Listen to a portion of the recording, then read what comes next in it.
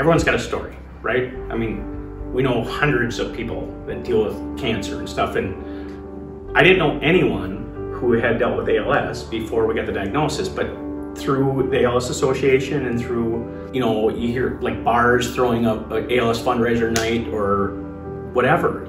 You learn about the people in that community and how great they are, and everyone just has a different story, you know, like different age groups, different progression levels, how people deal with it, and the community is a great community, and we couldn't get through it with not sharing some of those experiences with other people. A lot of what our care services coordinators do is help families just talk through the things they might need to consider, whether that's insurance, whether that's how to navigate an ALS clinic. But our care services coordinators are some of the most helpful folks in this journey, and a lot of that is just listening, helping you navigate how to build a network of support. Having that entire community wrapped around you is really important. And it's scary. It's a new diagnosis. It's a lot to take in, and oftentimes that can be really hard to face. But I can tell you from our experience here, it's a lot easier when you have that network supporting you and that can help you along the way, so you're not doing it alone. It brings all your friends super close and your family close too. You do realize how much stuff someone can't do not being able to like move their hands.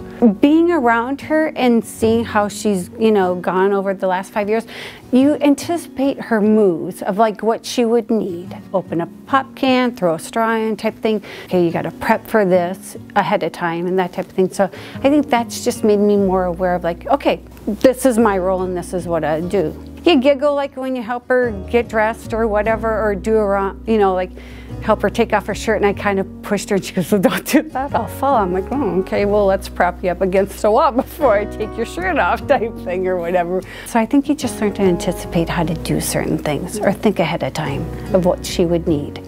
It's always an adventure, and that's how it should be, right? One thing that with the friend side of it is we don't let her say no. And she hasn't said no, and she really does let us do everything. For an example, in Arizona, we were getting on a bus, which is not handicap accessible, and it kind of takes a village to get her up the big steps. But I'm the butt cheeks, so I go from behind, and I get to squeeze those cheeks and do a little lift while the other girls are in the front, and we just crack up about it. I actually think she kind of likes it.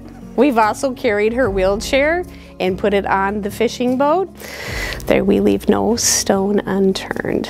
The beauty of Gayle is she will tell you what she needs, and she doesn't care who it is. If she needs help, she's gonna ask you. She's not embarrassed. Whatever it is, she'll tell you, and that's, I mean, that's key for all of us, because she's got an army of people willing to help. It's just, she tells us. But it is an opportunity and a choice of how you want to spend your time.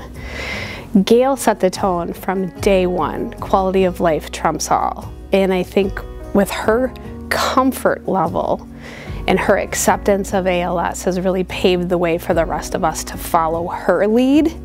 And I would say that to all the people that are being diagnosed as well too, is let them pave the way, keep their spirits up, do all the things that you can do.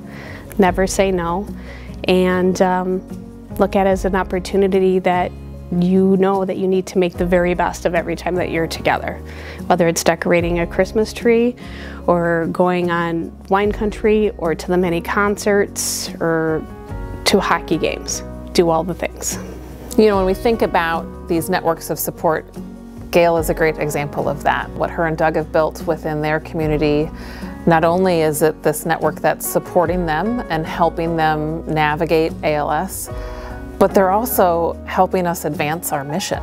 Her network alone, you know, they participate in our events, they're active in raising money, they are creating awareness all the time, and that can be a game changer for us. There are tons of ways to support the ALS Association's mission.